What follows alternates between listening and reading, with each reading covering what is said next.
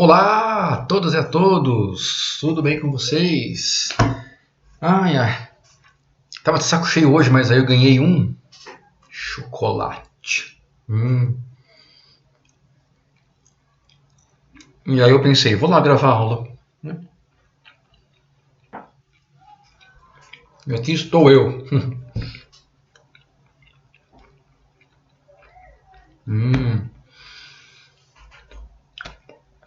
Pessoal, vamos falar sobre divisão internacional do trabalho, tá bom?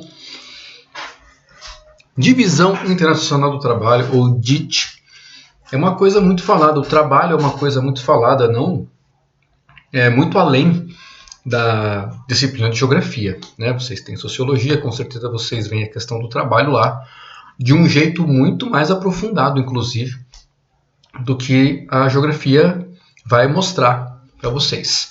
O foco aqui, quando a gente fala DIT, a gente vai focar principalmente nas transformações que as diferentes fases da DIT ocasionaram quando você fala de trabalho e espaço. Tá? Que relação é essa que as questões tanto cobram? Por exemplo, as indústrias transnacionais indo de um país para outro, como que elas se espalham e isso reflete na divisão internacional do trabalho, né? Ou como a própria divisão internacional do trabalho muitas vezes vai concentrar algumas transnacionais em algumas regiões do mundo e não vai concentrar em outras. Então a geografia ela vai tratar mais desse aspecto espacial da divisão internacional do trabalho e não dos aspectos sociais do trabalho, tá bom? Isso aí com certeza na sociologia vocês vão ver com muito mais propriedade, tá certo? Mas vamos lá ver a DIT por aqui. Assim, professor, então por que a gente vê em geografia? Pessoal, é outro ponto de vista, e a questão do trabalho, ela aparece bastante nas questões de geografia. Tá? Ela está ligada com a industrialização, está ligada com a divisão internacional do trabalho, está ligada com a globalização, está ligada com a espacialização das indústrias. Então, uma das coisas que explica o porquê a indústria está em um canto e não está no outro é a DIT. Por isso que a gente vê ela em geografia também. Tá? Se tiver alguma coisa repetida, vocês me perdoem, vocês depois falem comigo. Se tiver alguma dúvida, me procurem. E se vocês viram diferente em outro lugar, me procurem também. Às vezes as fontes onde nós bebemos as informações são diferentes também, né? E aí elas têm pontos de vista diferentes, mas que a gente conversando, a gente consegue identificar. De onde vem um ponto, de onde vem outro, certo? Aqui são poucos slides, dividindo aqui em 3 fases da DIT e exemplos no final, tá bom? Vamos embora. Pessoal, divisão internacional do trabalho começou quando esse treco? Lá na Idade das Cavernas? Não. Tá? O mais aceito que a gente mais encontra aí na literatura e nos artigos é que a divisão internacional do trabalho ela nasce junto com a expansão europeia, aquela coisa das navegações, né? A conexão do continente europeu com o resto do mundo coincide também com o início da globalização como a gente conhece hoje. Essa primeira divisão do trabalho vem lá da época... Olha lá, passou o barco. Vem lá da época da expansão marítima. Tá? Então o início foi marcado aquela questão do pacto colonial, da aula de história, que a gente tem ali metrópole e colônia, né? O florescimento do capitalismo, a Europa sai da Idade Média. Então, a gente tem o primeiro capitalismo comercial, o mercantilismo, né? Atuando ali, e a relação acontecia entre metrópole e colônia. Por que divisão internacional do trabalho? Bom, internacional porque são de países diferentes, né? A divisão é porque o trabalho não é igual. Não é igualmente feito em todos os territórios do mundo, tá bom? Existe uma divisão muito clara quanto a isso. Concordando você ou não, ela existe, tá? E lá no início a divisão era entre metrópole e colônia. As colônias elas eram de exploração, a grande maioria delas, mas você fala, mas tinha colônia de povoamento. Todas as colônias inglesas são melhores que as colônias portuguesas. Vai te catar, né? As colônias são todas de exploração, senão não se chamariam colônias, não é verdade? Então as colônias elas forneciam para a metrópole os insumos mais básicos, as matérias-primas, os metais, né? Por exemplo, ouro, prata, enfim. Tá? E as metrópoles, por outro lado, forneciam para a colônia os produtos manufaturados. Então, lembra, aí a gente ainda não está na época da industrialização, mas existiam os trabalhos manufaturados, né, feitos nas oficinas, feitos por artesãos, enfim. Então, por exemplo, um Brasil colônia mandava cana-de-açúcar, mandava ouro, né, mandava madeira, enfim, vários produtos aqui do Brasil, todos relacionados ao extrativismo, né, e recebia em troca calçados, tecidos, enfim, barcos, ferramentas, né? Coisas que a gente não fabricava aqui, coisas que na época eram fabricadas lá na Europa, porque tinham uma necessidade de um refinamento maior, tinham necessidade de algumas tecnologias, algumas oficinas específicas, e a gente não tinha isso nas colônias. Então, as metrópoles eram as fornecedoras de produtos manufaturados, né? E as colônias grandes fornecedoras de matéria-prima, tá bom? Para essas metrópoles e dos insumos mais básicos. No caso, por exemplo, lá da Ásia, a gente tem a questão das especiarias das Índias, né? Também é outro exemplo aí de fornecimento da colônia. Então, por isso a divisão do trabalho. Todo esse trabalho básico extrativista vinha das colônias para abastecer as metrópoles. E as metrópoles, com a questão dos manufaturados, mandavam de volta para as colônias, tá bom? Essa é uma origem da divisão internacional do trabalho. Lá na questão da expansão das navegações, quando você pensa lá em século XV, por exemplo, 15 e 14, né? 1500, 1600, há bastante tempo atrás, tá bom? Começou assim. Depois a gente tem uma segunda fase, né? A divisão do trabalho, ela expressa como a produção e o comércio acontecem entre os países, mas ele vai mudando com o tempo. Aquela relação metrópole-colônia, ela não existe até hoje mais. Ó. Claro que a gente ainda tem lugares que hoje são dependências de países europeus, né? E de outros também. Nos Estados Unidos, por exemplo, tem várias ilhas aí, por aí, né? Mas a relação que eles têm hoje não é mais a mesma que existia no passado. Isso mudou, né? Com o passar do tempo, o sistema econômico também vai sofrendo algumas mudanças. Aquele capitalismo mercantilista que existia lá no passado, ele dá lugar ao novo capitalismo conforme a Revolução Industrial vai surgindo. Então a gente tem a primeira Revolução Industrial acontecendo ali no final de 1700 para 1800, século XVIII, século XIX. Revolução Industrial surgindo na Europa, começa na Europa, depois vai se espalhando pelo mundo. E isso muda também a divisão internacional do trabalho. Que cara que ela tem agora, né? A metrópole agora fornece os produtos industrializados, não só manufaturados, feitos à mão, né? Industrializados, feitos pela indústria, tudo bem? E recebe em troca das suas colônias os produtos primários, agrícolas, minérios, fósseis. O que está fósseis aí? É osso de dinossauro? Não, pessoal, aqui a gente está falando de matéria-prima e agora os combustíveis. Então você tem carvão, né? Muito importante para a primeira revolução industrial. Um pouco mais para frente você vai ter o petróleo também, tá? Então esses fósseis que estão aí representam os combustíveis fósseis. E as colônias vão ser grandes e grandes fornecedoras desse tipo de combustível. Um dos grandes motivos, aliás, para as metrópoles não quererem abrir mão dessas colônias era ter acesso às suas matérias-primas praticamente de graça, né?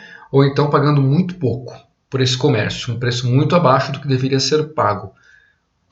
Qualquer semelhança com os dias de hoje, né? Tudo bem? Então qual que é a diferença da primeira para a segunda? Na primeira você tinha fornecimento de manufaturados, ou seja, produtos feitos à mão, da metrópole para a colônia. Agora você tem produtos feitos na indústria, aquela primeira revolução industrial. Indústrias têxteis, por exemplo, então já faziam tecidos com uma quantidade muito maior, uma velocidade muito maior, então isso aí vai para as colônias. Aquela coisa que a minha avó falava, que o produto inglês que era bom, né?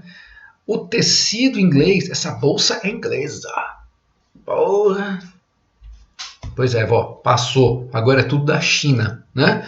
Então A segunda parte, produtos industrializados no lugar dos produtos manufaturados, e as colônias continuam fornecendo os bens primários, mas agora você tem, junto com os metais, junto com a agricultura, você tem também os combustíveis fósseis, representados aí principalmente pelo carvão e um pouco mais para frente pelo petróleo. Tá bom? Maravilha. Isso dura até a Segunda Guerra Mundial. Na verdade, pessoal, não tem um limite certo. Tá? Por que a gente bota a Segunda Guerra Mundial? Porque após a Segunda Guerra Mundial, após a primeira e a segunda, mas a segunda dá mais uma linha para o negócio. Após a Segunda Guerra Mundial, muitas colônias acabam conseguindo suas independências. Os países europeus estavam destroçados pela guerra, né? Seja economicamente, a infraestrutura toda zoada embaixo da terra. Socialmente, a galera arrasada, morreu muita gente, a economia lá embaixo. Os países europeus, que eram as antigas metrópoles, não conseguem mais manter suas colônias. Muitas se revoltam e têm aí independências violentas, outras têm independências mais tranquilas, tá? Mas o pano de fundo as metrópoles não conseguem mais manter as colônias sob controle, era muito caro manter as colônias ali, e esses países europeus tinham que se reerguer. Por causa da Segunda Guerra Mundial, como a Segunda Guerra Mundial causou essa mudança, por isso que a gente fala que essa segunda fase da DIT foi até a Segunda Guerra Mundial, tá bom? A terceira fase, após a Segunda Guerra Mundial, a gente tem a mudança justamente porque não estamos mais falando de colônias, estamos falando agora de países, só que países muito menos desenvolvidos do que os países europeus, que são os centrais, ou os da América do Norte, ali, no máximo ali Japão, na Ásia e Austrália e Nova Zelândia. Tá? Então agora os países independentes, antes colônias, continuam fornecendo as mesmas coisas, tudo bem? Matéria-prima, combustíveis, agricultura, metais, madeira, enfim. Toda essa parte de extrativismo é com a gente mesmo, né? E as antigas metrópoles, antes exportavam manufaturados, depois bens industrializados, agora continuam exportando os bens industrializados, mas existe uma outra coisa que elas fazem também. Se você tem vários novos países no mundo e eles são subdesenvolvidos comparados com os centrais, eles precisam de muito apoio econômico, tal. Então os países centrais eles passam a fazer grandes empréstimos. Então a gente fala dessa exportação do capital. Aqui a gente começa com grandes empréstimos dos países centrais e a gente começa com o começo, né? A gente começa com a expansão das indústrias e das empresas transnacionais. As indústrias que vão se instalar em outros países, vai sair do seu país de origem e vai se instalar em outros países. Isso já existia antes, mas a partir daqui isso toma uma forma muito maior. Em parte por causa da globalização muito mais intensificada, né? Comunicação mais desenvolvida, meio de transporte mais desenvolvido, a gente já viu isso. Em outra parte, porque os países recém-criados, eles tinham condições muito boas para essas empresas e indústrias. A mão de obra, por exemplo, era muito mais barata. Um salário para você pagar num país recém-independente era muito menor do que você pagar um salário num país europeu para produzir a mesma coisa. Isso compensava, inclusive, você transportar mercadoria de navio, compensava o custo da logística. Tamanho era a diferença salarial. Outra coisa, os impostos também eram muito menores. Esse país recém-criado queria atrair a empresa para ele, então eram isenções fiscais, não pagava imposto, ganhava o terreno, às vezes ganhava até o prédio. Tá? Isso acontece até hoje e começou aí. Então as indústrias começaram a ver muita vantagem em se instalar em outros territórios, tá bom? E aí a gente começa a ver por aí essa questão da exportação do capital. Você tem indústrias se instalando em outros países, o lucro delas volta para o país de origem e uma parte muito pequena fica ali onde ela está instalada. Ao mesmo tempo, os países centrais também começam a fazer grandes empréstimos para os países recém-formados, que se tornam endividados, vão pagando juros. Isso vai, inclusive, ajudando os países centrais e atrapalhando um pouco a vida financeira a médio e longo prazo dos países periféricos. Tá bom? Maravilha. Essa última fase ela tem um desdobramento. Porque conforme a gente vai passando o tempo no pós-Segunda Guerra, os países vão ficando muito mais conectados, a globalização vai ficando muito mais intensa. A gente tem a criação de rádio, TV, telefone, internet. Os computadores que antes eram gigantes, agora eles cabem aqui. Na palma da nossa mão, isso aqui tem mais potência de processamento do que o foguete que foi para a Lua. Eu não estou exagerando, é verdade. Tá? Então, com toda essa evolução, claro que também a divisão do trabalho, internacional do trabalho, ela também foi se intensificando e foi alcançando lugares no planeta onde ela não alcançava antes, certo? Então a indústria se expande bastante pelo antigo terceiro mundo. Tá? Lembrando, pessoal, que primeiro, segundo e terceiro mundo são nomenclaturas lá da época da Guerra Fria. Elas não são mais usadas, tá? Já caíram em desuso junto com a Guerra Fria. Avisa aquele tio, tia do WhatsApp que não existe mais terceiro mundo, e nem comunismo, e nem o capeta, e nem... Tá bom? Mas na época, quando se usava a questão do terceiro mundo, essas indústrias se espalharam bastante, tá? Pelas coisas que eu já falei, questão de baixos salários, questão de várias vantagens. Então são esses benefícios fiscais de mão de obra barata que eu estou botando aí. Grandes linhas de produção, como está nesse gifzinho aí no slide, né? Grandes linhas de produção, montando vários produtos geralmente com tecnologia superior, que depois vão ser mandados de volta para os países centrais ou vendidos ali mesmo. Tá? Então esses países que agora são os países emergentes, né, eles são grandes montadores. Brasil, por exemplo, né, China. A gente recebe aqui o chip já pronto, a gente recebe as peças de um iPhone da vida, por exemplo, as peças prontas, a tela pronta, o chip pronto, a memória pronta, a gente faz o Lego, entendeu? A gente monta o telefone e vende. Claro, faz uma outra coisinha aqui, mas nada da parte super tecnológica, tudo bem? Essa é uma característica desse desdobramento da última fase da divisão do trabalho. É como se pegasse a última fase da DIT e desse uma modernizada nela. Tá? A gente não teve um grande baque para dizer que é uma nova mudança, mas é um desdobramento. Ela está começando a mudar. Nós estamos vivendo isso. Tá bom? O que tem de novo aqui? Agora a gente tem os lucros muito significativos. Então, por exemplo, uma Coca-Cola que está instalada aqui em Jundiaí, ela não é uma empresa brasileira. Então, muito do que ela ganha vendendo os produtos dela no Brasil, muito do que ela ganha do lucro vai para a própria empresa, que é dos Estados Unidos. Então, a sede da empresa lá nos Estados Unidos ganha o dinheiro do lucro que ela faz aqui no nosso país.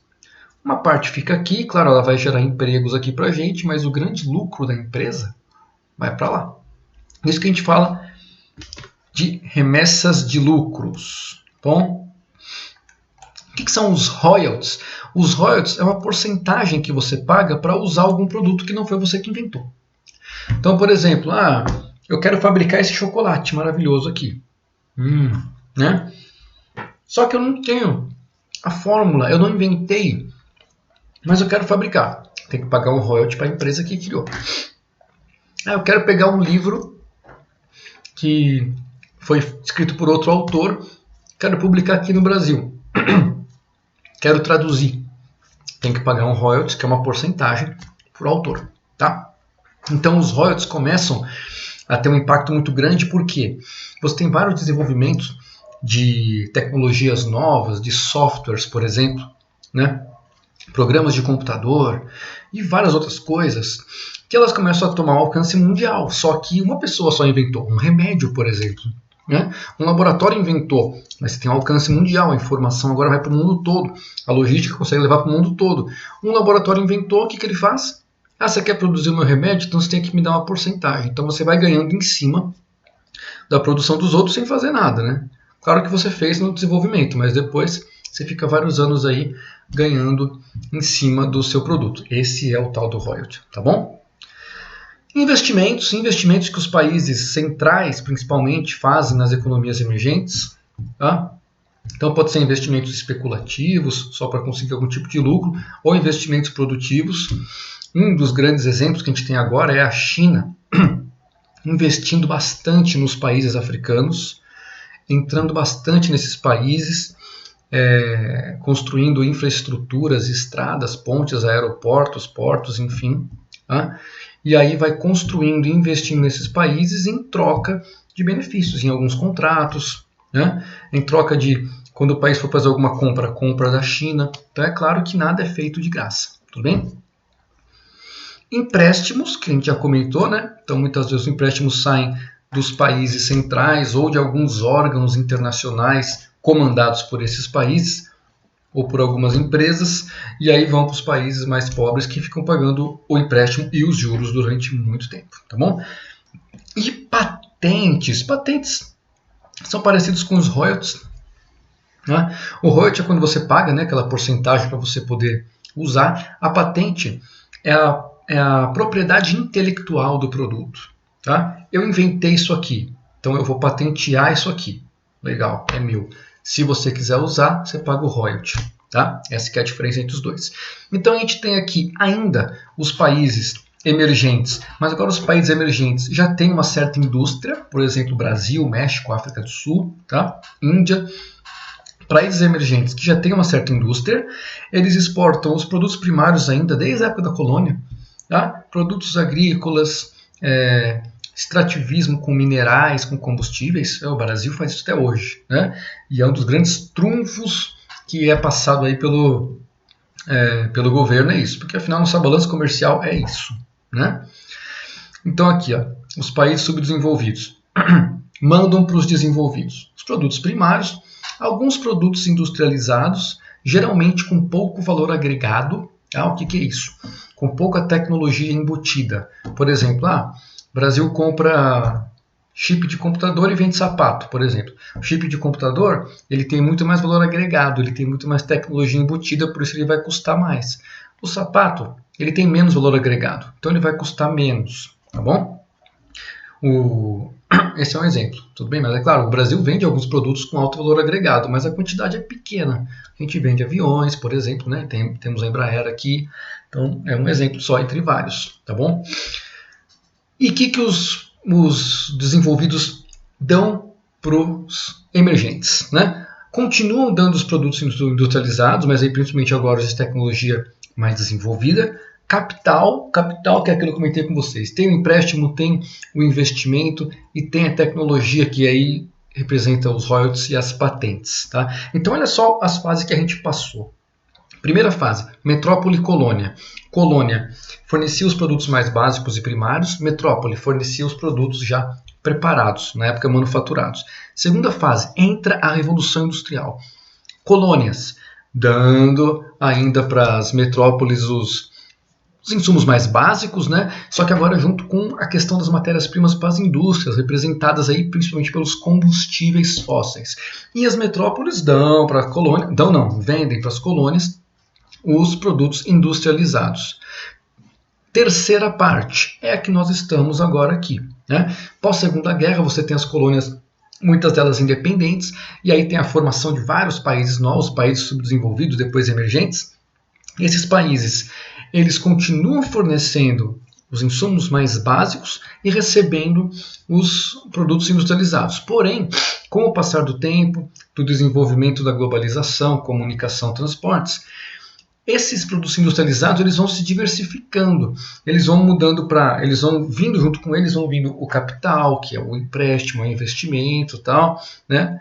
E os países emergentes continuam dando as mesmas coisas que davam quando eram colônias, com pequenas diferenças. Agora eles são um pouquinho industrializados e eles conseguem fornecer um ou outro produto industrializado aí, mas a maioria ainda é produto de extrativismo natural. É só lembrar daquela aula que a gente teve, quer dizer, a gente teve ano passado, né? Mas está gravada para quem quiser ver, que eu gravei com o segundo ano, de geologia e minerais no Brasil, que a gente vê o quanto que é envolvido de grana na exportação de minérios feita pelo Brasil e como é uma exportação de minério bruto e não minério faturado, trabalhado aqui dentro mesmo, né? A gente exporta o minério para ser trabalhado lá fora e muitas vezes você compra o mesmo minério de volta com preço maior depois de passar pela indústria, tá bom?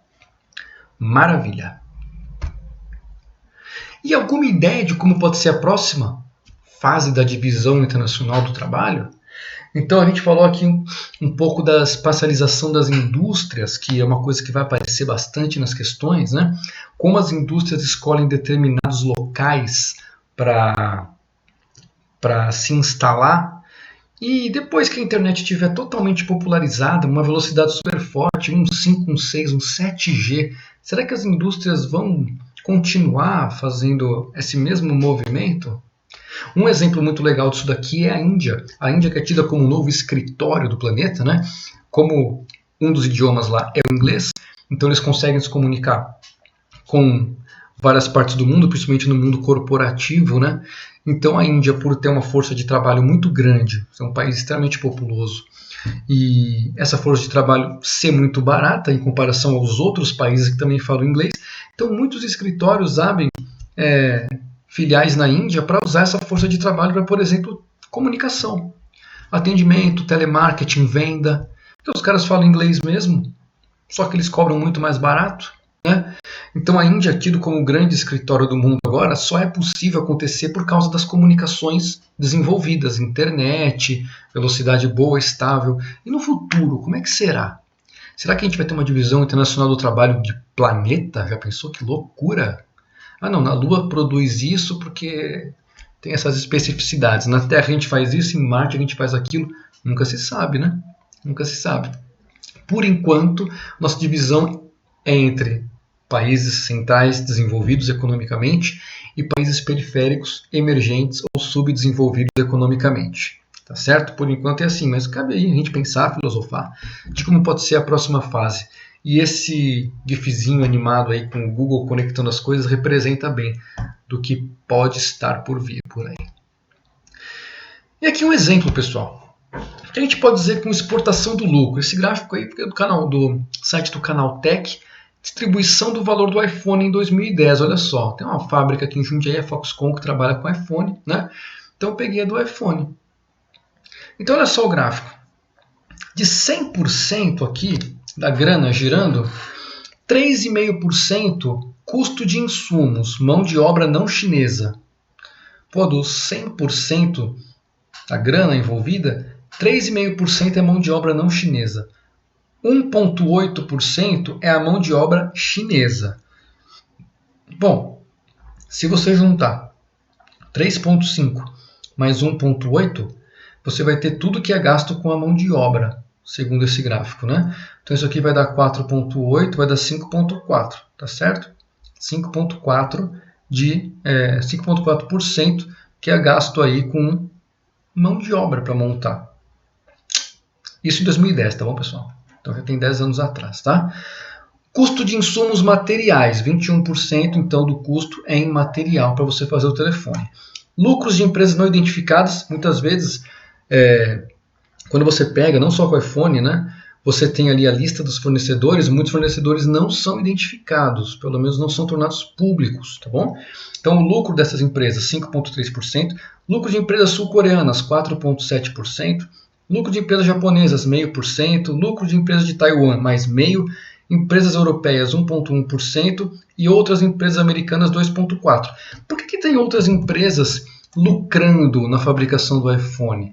Pessoal, porque o iPhone, não só o iPhone, teu computador, o teu celular, não importa se ele é da Samsung, que marca que ele é, não é a Apple que faz tudo que está dentro. Não é a Apple que faz todos os componentes, não é. Tá? Então você tem empresas que fazem componentes diferentes para tudo juntar depois e ter o iPhone. O iPhone que o design dele, a concepção dele é feita pela Apple. Agora, todas as pecinhas que estão lá dentro, não. Muitas vezes as pecinhas são feitas na Alemanha, são feitas na Inglaterra, são feitas na Itália, são feitas em outros lugares. No caso aqui, na Coreia do Sul, no Japão, em Taiwan, países europeus e outras empresas americanas. Então, várias empresas estão por trás para o iPhone conseguir ser montado. Isso funciona para avião também. Tem um gráfico parecido com esse para montagem de avião, de onde vêm as peças do avião e tal, para depois ir para a fábrica central para ser montado. Então, isso aqui dá uma ideia da divisão internacional do trabalho, porque a montagem final, que é onde você tem a montagem, as pessoas que trabalham montando o telefone no fim, é isso aqui, ó. Esses 5% mais ou menos. E se a montagem fosse feita nos Estados Unidos? Por que ela não é feita nos Estados Unidos e na Europa? Por quê? Porque ela é feita na China e no Brasil. Porque se fosse feita nos Estados Unidos e na Europa, seria muito mais caro montar o telefone lá e o preço final dele seria muito maior. Eu devia ter botado aqui, mas me veio na cabeça agora só. Logo que o Trump foi eleito, ele veio com um papo desse, de nacionalizar algumas coisas, algumas produções, né, que eram feitas lá na China, com aquela guerra comercial que o Trump tinha com a China. Eu lembro quando ele veio com um papo desse, saíram várias reportagens mostrando o quanto de impacto haveria no preço final dos produtos, caso essa nacionalização acontecesse. É claro que as empresas foram contra. Por mais que ele falasse, make America great again, vamos trazer os empregos de volta para os Estados Unidos, acho que uma hora ele teve que parar. Porque as próprias empresas foram contra de trazer isso para os Estados Unidos, porque ia ficar extremamente mais caro. Tá certo? Divisão do trabalho. Você leva a sua produção para onde é mais barato, para você ter um lucro cada vez maior. E olha aqui o lucro da Apple, praticamente 60% é o lucro. É isso que a gente quer dizer com a exportação do lucro, né? Essa parte da mão de obra, eles pagaram os salários. Claro, esse salário entra na economia da região, do estado, do país onde ela está. Claro que entra na economia. Mas olha a diferença aqui, ó. Olha essa parte aqui, ó. Essa parte aqui grandona azul. É isso que interessa. E é isso que é a exportação do lucro. É isso que o país que só cede a mão de obra não vê. Entendeu? Se esse país tivesse um investimento muito maior em ciência, em educação, formasse uma base forte, daqui a 30, 40 anos ele poderia começar a ver que nem uma Coreia do Sul fez. Tá certo? Então essa é a ideia de exportação de lucro. Você usa o trabalho de outros lugares para obter o seu lucro na sua sede. Tá bom? Valor agregado, patentes, transferência de tecnologia. O que é isso, pessoal? Aqui a gente tem uma fotinha do novo caça brasileiro, o Gripen. Depois de muitos anos, o Brasil reforça a sua força aérea com, por enquanto, um novo caça, né? E se não me engano vão chegar a 30 caças, meu Deus. Já podemos fazer aí a guerra com os Estados Unidos, não é verdade?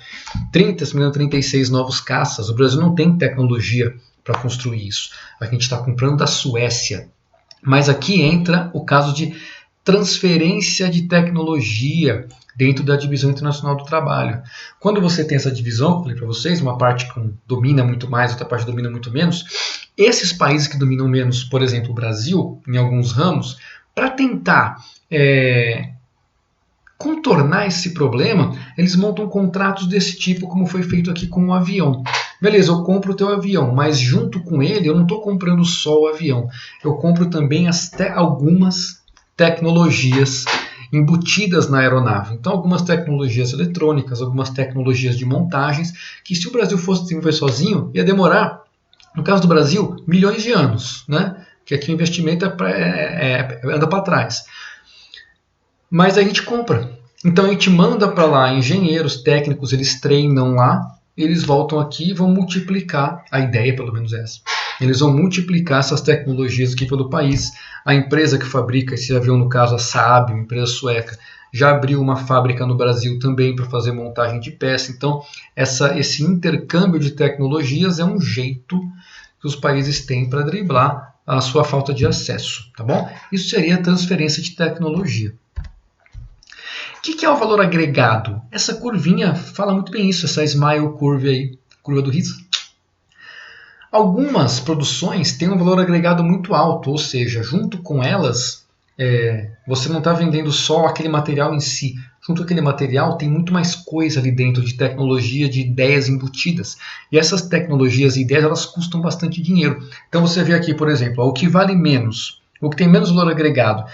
Logística, matérias-primas, produção e montagem. Então, absorve tudo que o Brasil faz. Não só o Brasil. O Brasil, os países do leste da Ásia, outros países latino-americanos, tá? Alguns países africanos também, porque tem país africano que nem a montagem faz, tá? Principalmente os da África Central ali, infelizmente, tudo bem? Então, essa parte que o Brasil está encaixado é a parte que tem menor valor agregado. Você consegue um lucro muito menor por produção. Você tem que fazer uma grande quantidade para conseguir um lucro legal. Em compensação, se tivesse um valor agregado bom, você podia fazer uma quantidade menor e vender por um valor mais alto. Tá? O Brasil tem alguns produtos assim, como eu já mencionei, a Embraer, uma das maiores fabricantes de aviões do planeta. Mesmo a Embraer usa algumas tecnologias que vêm de fora, que ela não domina também totalmente. Tá? Olha só que exemplo de coisas que tem um valor agregado legal. Ó, suporte pós-venda, marketing, distribuição, branding, que é você fazer a marca do negócio. Né? Inovação, então aí, ó, tecnologia embutida, P&D, que é pesquisa e desenvolvimento. Então aí também dinheiro em centros de pesquisa, desenvolvimento de novas tecnologias, patentes, que a gente tanto falou, entra tudo aí. Né? Design de produtos. E aqui tem um videozinho do YouTube mesmo, mostrando applications por país, né? Então, que é application por país? É tipo os pedidos de patente por país desde 1990. Olha só como isso vai mudando com o passar do tempo. Alguns países vão diminuindo o número de pedidos de patentes, outros vão aumentando e entrando no ranking. O que isso quer dizer? Esse número de patentes reflete o quanto que o país investe em pesquisa e desenvolvimento, em inovação, o quanto que esse país tem universidades desenvolvidas, o quanto que esse país tem centros de pesquisas, tanto públicos quanto privados. Tá? Então isso reflete no valor agregado e na divisão internacional do trabalho. Com certeza esses países não são montadores, né? Ou se são, vão passar a não ser. Repara que conforme o tempo foi passando aqui no nosso videozinho, a China foi subindo de ranking, ela chegou em terceiro lugar, passou para segundo em 2017 e em 2019 ela já está em primeiro lugar. Qual é a tendência aqui então? A tendência é que se isso continuar assim, né, e a China disparar no número de patentes, daqui a alguns anos a China vai começar a ganhar muito dinheiro com os royalties dessas patentes todas e vai começar a substituir com certeza a sua grande indústria de montagens, vai começar a tirar dinheiro não só dela, mas vai começar a tirar dinheiro também das patentes. Já está tirando com certeza. Beleza? Maravilha. Aqui temos as duas referências que eu peguei aqui. O Canaltech, peguei o gráfico, tá? Fala da cadeia de produção do iPhone. E essa daqui que fala das... Eu acho que essa aqui é a do gráfico da Smile Curve. Acho que eu peguei daqui. Se não me engano, foi dessa primeira aqui. Tá bom, pessoal? Espero ter, então, elucidado um pouquinho. Teremos, então, agora uns exercícios sobre isso e sobre a nossa live, tá? Que vai ser de organizações supranacionais. Qualquer dúvida, procurem no Moodle, procurem no grupo do WhatsApp. Nos falamos, um grande abraço. E agora eu vou terminar de comer o meu chocolate. Falou!